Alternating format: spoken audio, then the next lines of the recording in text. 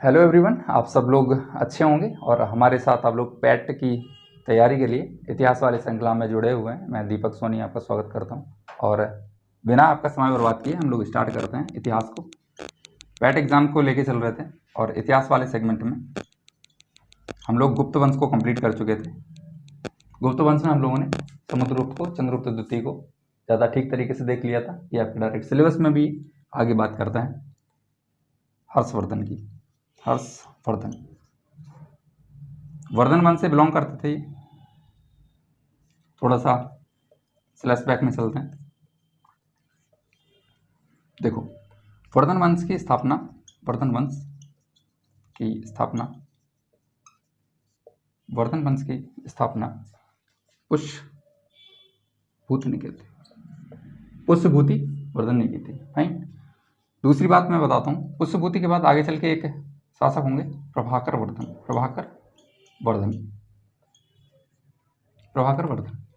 तो प्रभाकर वर्धन जो थे, इनके 3 पुत्र, मतलब 2 पुत्र और 1 पुत्री। राज्यवर्धन बड़े वाले पुत्र, राज्यवर्धन। राज्यश्री ये पुत्री थी, और हर्षवर्धन। तो इन्हीं हर्ष को पढ़ना है, यही अपने सिलेबस में है। थोड़ा सा बैकअप दिया है, इससे आप रिलेट कर पाओ सारी चीज़ों। एक और यहाँ पर मौखरी वंश हुआ करता था। मौखरी, मैं साइड से लिख रहा हूँ, मौखरी वंश। इसके शासक थे अवंती वर्मन। कौन था? अवंती वर्मन मौखरी वंश के शासक थे। उनके सामंत हुआ करते थे प्रभाकर वर्धन, और उनके 3 संतान हैं। कौन? राज्यवर्धन, राजश्री और हर्षवर्धन। फाइन, ये सारी चीज़ें पढ़नी है। राज्यवर्धन हर्षवर्धन से 4 साल बड़ा हुआ था, 4 साल बड़ा होता था, और ये राजश्री पुत्री हुआ करती थी। हुआ क्या, स्थापना होगी किसकी स्थापना होगी? वर्धन वंश की। यहाँ हम बात कर रहे थे प्रभाकर वर्धन की। प्रभाकर वर्धन के समय हुआ क्या? हुणों का आक्रमण हो गया। हुणों ने आक्रमण कर दिया। हुणों ने आक्रमण किया तो प्रभाकर वर्धन ने कहा, एक काम करो, राजवर्धन को कहा कि जाओ इस आक्रमण को दबाना है। तो हर्षवर्धन को भी साथ में भेज दिया कि अभी छोटा है, 4 साल का अंतर था, ज़्यादा अंतर नहीं था, तो ये सीखेगा कुछ ना कुछ। तो राजवर्धन जाता है इस आक्रमण को दबाने के लिए। ये युद्ध कर रहा होता है और ये चला जाता है शिकार खेलने। बड़ा भाई युद्ध कर रहा है और ये छोटा भाई उस समय थोड़ा शिकार विकार इधर उधर निकल जाता है। तब तक होता है, इस तरफ इसके पास एक सूचना आती है। सूचना ये आती है कि प्रभाकर वर्धन, आपके पिता की मृत्यु हो गई है, और आपकी माता ने सतीत्व कर लिया है। सतीत्व मतलब माता सती हो गई है। सती, ऐसे लिख दे रहा हूँ, माता क्या हो गई? सती। गहरा आघात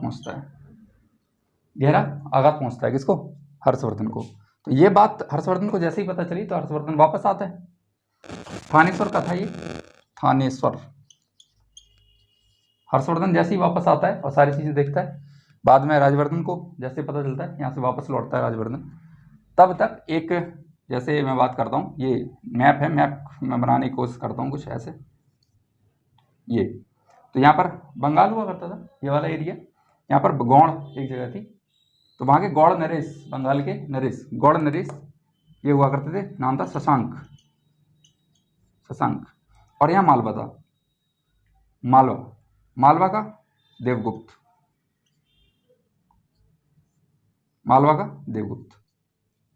ये शासक थे।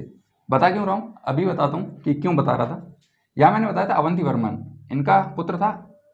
अवंती वर्मन का पुत्र था एक ग्रहवर्मन।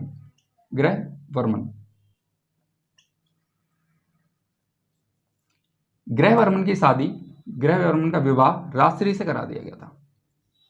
तो राजश्री के पति हो जाएंगे ग्रहवर्मन, और ये वापस चले जाएंगे मौखरी वंश। कुछ दिन बाद सूचना ये मिलती है कि देवगुप्त और शशांक दोनों ने मिलकर ग्रहवर्मन को मार दिया। ग्रहवर्मन की हत्या कर दी, और क्या किया? राजश्री को बंधक बना लिया। इनकी जो पत्नी थी, मतलब इनकी हर्ष की बहन और राजवर्धन की बहन, इनको पत्नी बना लिया। तो बंधक बना लिया। इनकी पत्नी को बंधक बना ले आते हैं। उसके बाद क्या हुआ? ये बात जब राजवर्धन को पता चलती है, राज्यवर्धन, कि मेरे जीजा को मतलब मार दिया है और बहन को किडनैप कर लिया, मतलब किडनैप नहीं, एबडक्ट कर लिया है, बंधक बना लिया है। तो फिर ये राजवर्धन निकलता है और ये गुस्से में आकर देवगुप्त की हत्या कर देता है। राजवर्धन ने क्या किया, देवगुप्त की हत्या कर दी। और जैसे ही ये शशांक के यहाँ जा रहा होता है, इसको मारने की प्लानिंग करता है, तो कुछ लेखों में ऐसा मिलता है कि शशांक ने इसे पहले ही दावत पे बुला लिया। तो ये जाता है वहाँ दावत पे और इसको कुछ खिला विला के यहाँ मार दिया जाता है। तो शशांक इसको मार देता है। एक बार फिर से स्टोरी को घुमाते हैं, फिर से चलते हैं वापस। वर्धन वंश पढ़ना है हमें। हर्षवर्धन इसका मुख्य शासक है, ये अपने सिलेबस में है। वर्धन वंश की स्थापना कौन किया, पुष्यभूति वर्धन। इसका पुत्र कौन था, प्रभाकर वर्धन। प्रभाकर वर्धन पुष्यभूति के आगे चल के, मतलब पुत्र नहीं था, आगे चल के और भी शासक होते रहे, तो प्रभाकर वर्धन था। प्रभाकर वर्धन के 3 संतान है, राज्यवर्धन, राजश्री और हर्षवर्धन। 3 संतान है। इनमें हर्षवर्धन छोटा था, ये 4 साल बड़ा था। अभी हुआ क्या, उस समय कर दिया हूणों ने आक्रमण प्रभाकर वर्धन के साम्राज्य पे। तो राज्यवर्धन तो बिजी हो गए यहाँ हूणों में, गया तो ये हर्षवर्धन भी था। लेकिन हुआ क्या, हर्षवर्धन युद्ध लड़ने नहीं गया, तब तक इसे सूचना ये मिल गई कि आपकी पिता की मृत्यु हो गई है और माता सती हो गई। तो ये इस विषाद में ऐसे ही वापस आता है। तब तक जब तक वापस आया, सूचना ये मिली कि शशांक और देवगुप्त, ये गौड़ नरेश था और ये देवगुप्त मालवा का शासक था। इन दोनों ने यहाँ हुआ करता था कन्नौज, इसको कानिकुब्ज कहा जाता था पहले, तो अब कहते कन्नौज। इस पर नजर रहती थी। तो इन दोनों ने मिलकर क्या कर दिया, ग्रहवर्मन, जिसकी शादी किससे हुई थी, राजश्री से, ग्रहवर्मन की हत्या कर दी। ग्रहवर्मन की हत्या जैसे ही होगी, यहाँ पर राजश्री को बंधक बना लिया गया। किन दोनों ने, इन दोनों ने बंधक बना लिया। इन दोनों आपस में मित्रता थी, तो इन दोनों ने राजश्री को क्या कर लिया, इसको राजश्री को बंधक बना लिया। इसको मारने के बाद इसके पति की हत्या और इसको बंधक बना लिया। फाइनली राजवर्धन को यह सूचना मिली कि ऐसा ऐसा हो गया। राजवर्धन आवेश में आगे जाते हैं तो देवगुप्त की हत्या कर देता है। फर्दर आगे जाते हैं तो शशांक इनको कुछ खिला विला के मार देता है। फाइनली ये मान के चलो कि शशांक ने इसको मार दिया। अब ये बात जब हर्षवर्धन को पता चलती है, हर्षवर्धन कि ऐसा ऐसा हो गया है, जीजा को मार दिया गया है और बहन बंधक है और उसके बाद बड़े भाई को भी मार दिया है, तो ऊपर पहली बात तो ये पिता की मृत्यु, माता सती होने का दुख, विषाद, डूबा हुआ था, इससे नहीं निकल पा रहा था। ये सूचना नहीं मिल गई तो ये गुस्से में आता है और जाता है शशांक को हरा देता है। ये लड़ता है शशांक से और शशांक को हरा देता है। फिर इसके बाद हम लोग पढ़ेंगे डायरेक्ट हर्षवर्धन। तो नेक्स्ट हेडिंग लगा रहे हैं हम लोग हर्षवर्धन। अब तो स्टोरी क्लियर हुई होगी।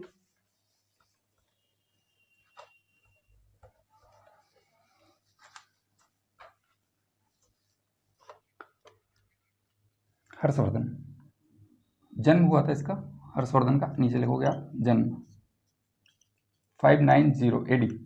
एडी मतलब ईस्वी। ये इसे गद्दी कब मिली, गद्दी मिली 606 एडी में, 606 एडी में। और कब तक शासन किया, मतलब मृत्यु हो गई थी 647 एडी में। 3 सन है, इंपॉर्टेंट है इसके लिए। एक चीज और मैं बता दूं साथ साथ, हर्षवर्धन का एक इंपॉर्टेंट युद्ध होगा, हर्षवर्धन का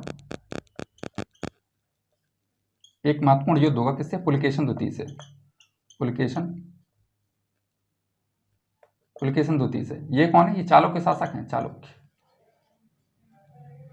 इनसे युद्ध होगा तो हर्ष यहाँ हार जाएगा और ये जीत जाएगा।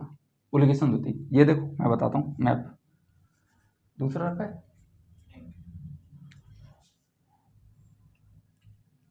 चलो अभी काम चलाता हूँ फिलहाल। ऐसे देखो, ये इंडिया का मैप है, आपको दिख रहा होगा कुछ, ऐसे काम चला लेंगे।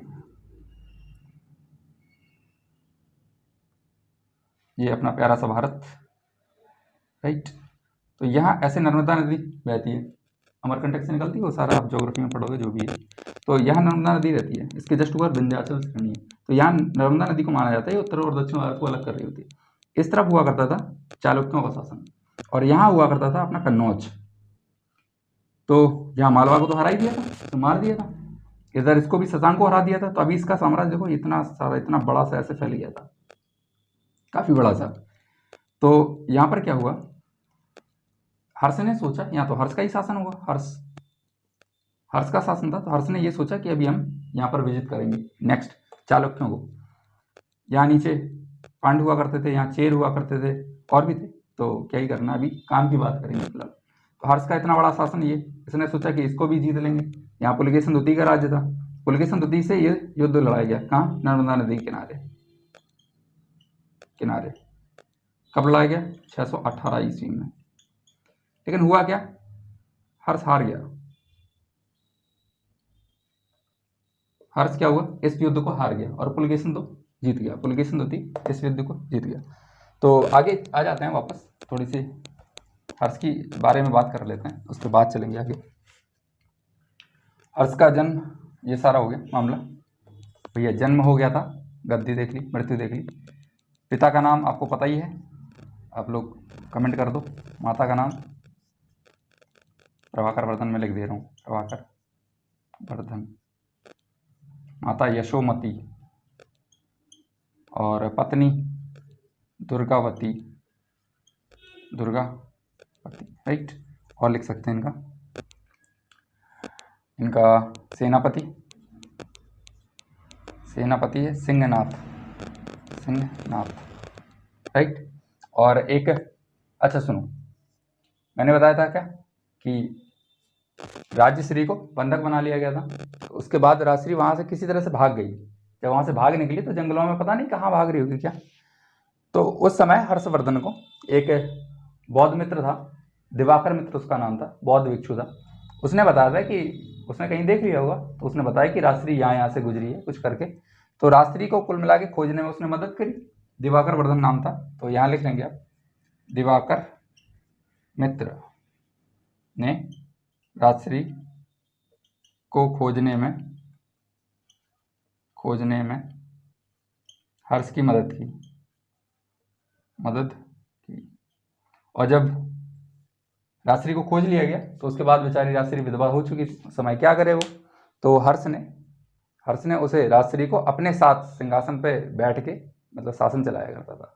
तो भाई बहन दोनों, मतलब इतिहास का ऐसा एक राजवंश हुआ है, ऐसा शासक हुआ है जिसने अपनी बहन के साथ बैठ के बराबर से उसको दर्जा देकर और अपने साम्राज्य का संचालन किया। ये सारे इंपॉर्टेंट फैक्ट हो गए। और अब इसके बाद बात करते हैं इनके कुछ नाटक हैं, हर्ष के कुछ नाटक हैं, हर्षवर्धन के नाटक इंपॉर्टेंट है भैया, मोस्ट इंपॉर्टेंट है। अब ये समझ लो, पहला नागानंद, दूसरा रत्नावली, तीसरा लिख सकते हो प्रियदर्शिका। आपको आयुष से दिख रहा होगा ठीक से। नागानंद, रत्नावली और प्रियदर्शिका, ये तीनों नाटक हो गए। और ऐसा माना जाता है ये नाटक अशोक ने इन्होंने लिखे, हर्षवर्धन ने लिखे। उसके बाद क्या हुआ, जब हर्षवर्धन ने ये नाटक लिखे तो कुछ विद्वान ऐसा मानते हैं कि इन्होंने नहीं लिखे। तो इनके दरबार में एक दरबारी हुआ करता था, धावक नाम था उसका, धावक, उसको धोई भी बोलते हैं, धोई। इसने एक और पुस्तक लिखी थी। ऐसा माना जाता है कि ये नाटक हर्षवर्धन ने नहीं, धावक या धोई ने लिखे हैं। मैंने आपको 3 नाटक बताए, तो इन 3 नाटकों के बाद धावक या धोई ने जो इनकी रचना करी है ऐसा माना जाता है। वैसे तो हर्ष नहीं लिखी। तो ऑप्शन में अगर आए तो कुछ आप समझते रहोगे। धावक या धोई की एक पवन दूत एक रचना है, इसको आप याद रखोगे, पवन दूत है। इस तरह से सारी चीजें हो रही हैं। अब मैं आगे जगह करता हूं तो वहां कुछ कवियों की चर्चा करेंगे।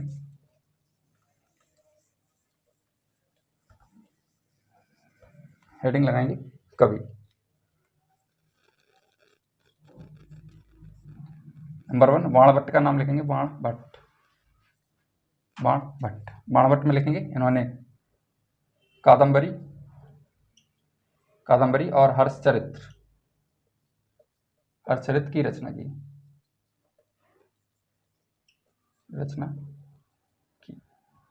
हर्षचरित्र को देखो, हर्षचरित्र को टोटल 8 भागों में लिखा गया है। इन्हें उच्छ्वास बोलते हैं, उच्छ्वास। इनको आप डिवाइड कर सकते हो 8 को फर्दर 3 और 5 में। 3 भाग बाणभट्ट ने अपने ऊपर लिखे हैं, बाणभट्ट, और बाकी 5 भाग इसमें हर्षवर्धन के बारे में लिखा है। तो इजी है, याद कर सकते हैं। बात कर रहे थे दूसरा लिखेंगे मयूर भट्ट। इनकी रचना क्या है? सूर्य शतक, इंपॉर्टेंट रचना है, आप याद रखोगे। तीसरे होंगे मातंग दिवाकर,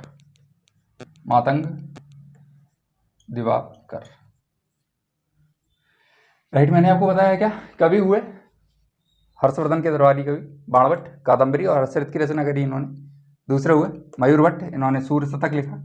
और मातंग दिवाकर, इन्होंने लिखा था मयूर शतक। कंफ्यूज नहीं करेंगे, मयूर भट्ट को मयूर शतक से नहीं जोड़ेंगे, मातंग दिवाकर मयूर शतक। इतना सारा हो गया, इसके आगे कैरी फॉरवर्ड करते हैं। ह्वेनसांग इनके दरबार में आया था, तो लिख सकते हैं आप चीनी यात्री, चीनी यात्री ह्वेनसांग। इनके वास्तव में वो क्या था, इनके दरबार में डायरेक्ट नहीं आया था, वो आया था बंगाल, घूम फिर के आया था, बंगाल पहुंचा। तो उन्होंने बंगाल के राजा से कहा कि यार इसको भेज दो यहाँ हमारे यहाँ। पता चला कि ह्वेनसांग थोड़ा ज्ञानी व्यानी टाइप का व्यक्ति है, यात्री है, तो उसको बुलाया और उसने कहा नहीं नहीं भेजेंगे, जाओ नहीं भेज देंगे। फिर आगे जो भी हुआ मामला, फिर कुल मिला के कुछ दिन बाद आ गई है। ह्वेनसांग जब इनके दरबार में आया, इनके दरबार में मैं लिख दे रहा हूँ, दरबार में आया, इसने एक पुस्तक लिखी CU की। याद करो, मैंने आपको चंद्रगुप्त द्वितीय के दरबार में मैंने बताया था फायान आया था और उसने पुस्तक लिखी थी FOU की, और इन्होंने लिखी है क्या, CU की। तो याद रखेंगे चीजें, ऐसे रिकॉल भी करते जाएंगे, पढ़ने के क्रम में भी ऐसे सोच लिया करो कि यार CU की, अच्छा CU की इसने लिखी, तो FOU की एक थी ऐसे सेम, वो किसने लिखी थी। तो अगर याद नहीं आएगा तो पेज पलट के देख लेना है नोट्स को। और मैं वापस बार बार बोलता हूँ कि क्लास है, कंटेंट है, उसको लिखते जाना है चीज़ें और बाद में याद करते जाना है। आप पूरा वीडियो तो नहीं देखोगे ना दोबारा, और देखोगे तो कहाँ ढूंढोगे कोई चीज़ अगर याद आएगी तो, कि सर ने पढ़ाया था कहीं CU की, पता नहीं क्या। तो फाइन, बात कर रहे थे CU की। तो इसमें बहुत सारी बातें लिखी हैं हर्षवर्धन ने, यहाँ लिखते हैं, लाइन से ही लिखेंगे। देखो, हर्षवर्धन को शिलादित्य भी कहा जाता था, शिलादित्य, यहाँ लिख लो, यही हो जाए सवाल, शिलादित्य किसे कहा जाता था, इतिहास में शिलादित्य किसका नाम था, यही सारी बातें हैं। फाइन, तो लिखेंगे फायान, सॉरी फायान का को, फायान तो बता चुका हूँ, फायान के बारे में अभी दोबारा नहीं, मैं बताने लग रहा था कि फायान चंद्रगुप्त द्वितीय के दरबार में आया था। अभी बात सीधी ह्वेनसांग की करना है, तो ह्वेनसांग ही लिखो आप, वो काम आप खुद से कर लेंगे कि फायान डैश करके ये, ह्वेनसांग डैश करके ये, कौन किसके दरबार में आया था, वो सब नोट्स आप बनाते रहेंगे। ह्वेनसांग भैया 630 में आया था, 630 AD से 645 AD तक, 15 साल ये रहा था। और 15 साल में से लगभग 18 माह इसने नालंदा में बिताए थे, नालंदा विश्वविद्यालय में रहा था।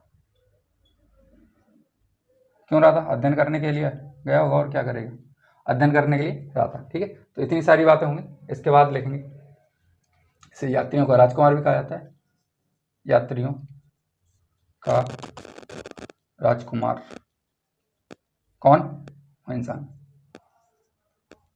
इसे त्सांग भी बोला जाता है, त्सांग, त्सांग भी कहा जाता है, कहा जाता है, त्सांग भी कहा जाता है। फाइन, और एक और मुझे याद आ रहा है, यही कॉमा करके लिख लेंगे, शाक्यमुनि कहा जाता है, वर्तमान का शाक्यमुनि, शाक्यमुनि लिख लो, हो जाएगा। सवाल आपसे होगा कि किस यात्री को शाक्यमुनि भी कहा गया, किस चीनी यात्री को शाक्यमुनि कहा गया, तो आप याद करते रहोगे, ह्वेनसांग को बोला गया था, तो कर दोगे वहां पर टिक। ठीक है, तो हुआ क्या, इसने बताया कि मैंने इसकी बुक का नाम तो लिखवा दिया, CU की, हाँ पहले लिखवा दिया था। ठीक है, इसने व्यापार के बारे में बताया, व्यापार, व्यापार के केंद्र, व्यापार के केंद्र में इसने बताया, तो ये व्यापार के केंद्र के रूप में ये कन्नौज, कन्नौज प्रमुख था। और दक्षिण में व्यापार का केंद्र था, दक्षिण में व्यापार का केंद्र, केंद्र कांची, कांची था। ठीक है, और अगला लिख लो, अगला आप लिख सकते हो,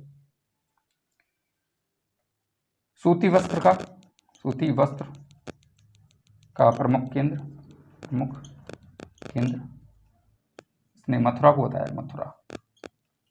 ये सारी बातें इन्होंने, ह्वेनसांग ने लिख दी हैं अपनी किस में, CU की में। फाइन, बस इतनी सारी बातें इनसे रिलेट करके इंपॉर्टेंट लग रही थी मुझे, तो मैंने बता दिया तुम्हें। एक चीज़ और बताता हूँ, देखो यहाँ हुइनसांग जो है इसकी खोपड़ी, खोपड़ी मतलब स्कल, पटना में रखी है, पटना संग्रहालय में, पटना संग्रहालय में रखी है, इसको सुरक्षित रखा गया। और ये 14वें दलाई लामा जो थे, 14th दलाई लामा, दलाई लामा, ये जब भारत आए थे तो 1959 में आए थे, आपको याद ही होगा ये सारी चीज़ें।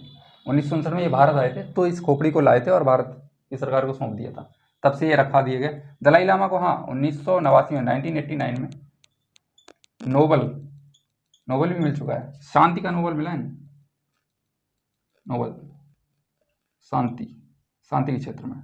तो ये तो बातें थी दलाई लामा की, धर्मशाला में रहते हैं उत्तराखंड में। चलो बात कर रहे थे, सॉरी हिमाचल प्रदेश के धर्मशाला में, वापस आ जाते हैं यहाँ पर। तो इनको इरेज करके मैं स्पेस बना लूँगा थोड़ा सा। हर्षवर्धन ने एक उपाधि भी ली थी, हर्षवर्धन के फैक्ट बार बार एक दो याद आ जाता है, तो लिखो परम माहेश्वर, ये उपाधि ली थी इन्होंने। और युद्ध लड़ा था किससे, इंपॉर्टेंट युद्ध है, नर्मदा नदी के किनारे पुलिकेशन द्वितीय से। कब लड़ा था 18 में, 318 एडी में। और वो हार गए थे, किससे हार गए थे, पुलिकेशन द्वितीय से। नीचे जाना चाह रहे थे वो, रीजन यही था कि दक्षिण में भी अपना प्रभाव क्षेत्र फैलाना चाह रहे थे, पर वहाँ हार गए थे वो, पुलिकेशन द्वितीय ने इनको हरा दिया था, है ना। ये सारी चीज़ें याद करते रहेंगे, फाइन। इसके बाद चलते हैं इनके इनके इनके यहाँ इनके इनके हर्षवर्धन की ऑलमोस्ट सारी चीज़ें देख ली हैं, क्या ही बचा है। हाँ, हर्षवर्धन के बाद वागवर्धन भी हुआ, तो कमजोर शासक था, इतना कुछ नहीं कर पाया ये। कल्याणवर्धन भी हुआ एक और, कल्याणवर्धन, ये भी कुछ। तो भैया कल्याणवर्धन तक हो गया था। अभी आप लिख लो सिक्के, हर्षवर्धन कालीन सिक्के। तो हर्षवर्धन ने स्वर्ण सिक्के चलाए थे, स्वर्ण सिक्के, और इन सिक्कों पर शिव और पार्वती का चित्रण हुआ था। हर्षवर्धन के सिक्कों पर स्वर्ण सिक्कों पर शिव और पार्वती का चित्रण हुआ था। अगर आपसे यही सवाल पूछा जाए कि शिव पार्वती की मूर्ति वाले सिक्के कौन चलाए थे, तो आप लगाओगे हर्षवर्धन को। लेकिन अगर पूछा जाए कि लक्ष्मी जी के सिक्के कौन चलाए थे, तो आप लगाओगे गौरी को। और राम सीता के सिक्के कौन चलाए थे, तो अकबर चलाया था। तीनों एक ही जगह लिख लो आप, रिवाइज करने में, रिकॉल करने में आसानी होगी आपको, इसलिए लिखवा दे रहा हूँ। बाकी गौरी जब पढ़ेंगे तब देखेंगे आगे। गौरी ने चलाए थे किसके, लक्ष्मी जी के सिक्के, लक्ष्मी जी के सिक्के, फाइन। और अकबर भी लिख लो, अकबर ने भैया चलाए थे किसके, राम सीता के सिक्के।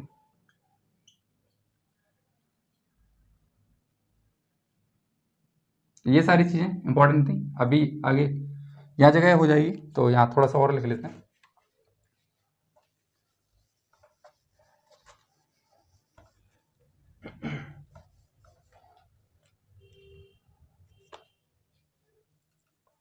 हर्षवर्धन ने 2 काम कराने स्टार्ट कराए थे क्या, एक तो महामोक्ष परिषद का आयोजन कराया था, और इसमें वो दान दिया करता था, आयोजन कराया था। ऐसा कहा जाता है कि एक बार हर्षवर्धन जब दान कर रहा था, तो जब दान करने के लास्ट में कुछ बचा नहीं, तो उसने अपने वस्त्र दान कर दिए थे। तो इतना मतलब एक्सट्रीम लेवल का देख रहे हो आप, चीज़ें दान की जाती थी। सबसे पहली प्रयाग में, और दूसरी वाली कन्नौज। हर्ष की राजधानी भी लिख लो यहाँ पर, हर्ष की राजधानी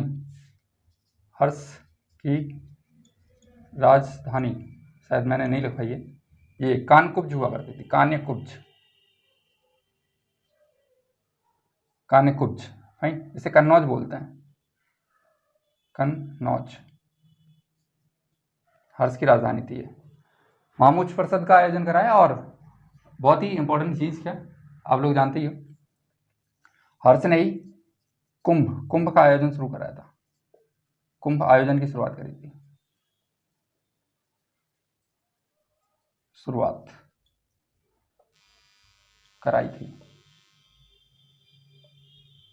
हर्ष ने किसकी शुरुआत कराई थी, कुंभ आयोजन की शुरुआत कराई थी। और 4 जगह कुंभ होता है, 4 स्थानों पर, 4 स्थान। कुंभ वाले 4 स्थान कौन कौन से हैं देखेंगे। नंबर 1 आप हरिद्वार लिख लो, हरिद्वार। सेकंड वन प्रयाग लिख लो, ये उत्तराखंड में है, उत्तराखंड।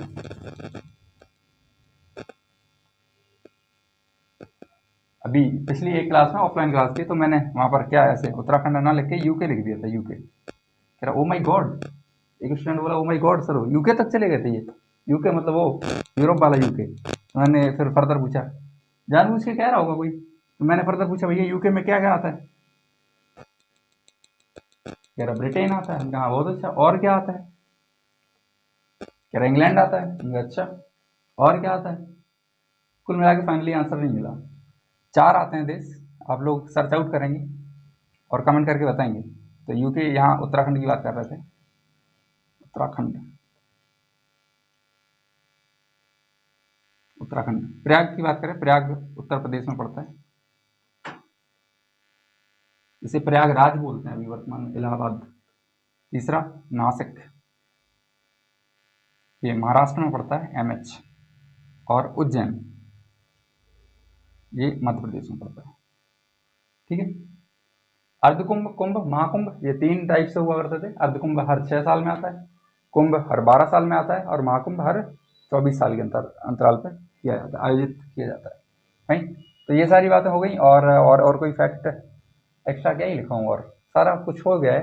हर्षवर्धन लिख सकते हो। अश्वसेना का, अश्वसेना किसकी, हर्षवर्धन की। अश्वसेना का सेनापति, सेनापति। एक सवाल पूछा गया था ये वाला, तो इसलिए मैंने कहा इसको लिखवा देते हैं। अश्वसेना का सेनापति कुंतल हुआ करता था, कुंतल। बस इतना फिनिश, मतलब इतना करके हम लोग कंप्लीट कर सकते हैं। और आज के लिए इतना ही, हम लोग फिर मिलते रहेंगे। Thank you very much, all the best. आप लोग खूब सारी मेहनत करते रहेंगे। Thank you.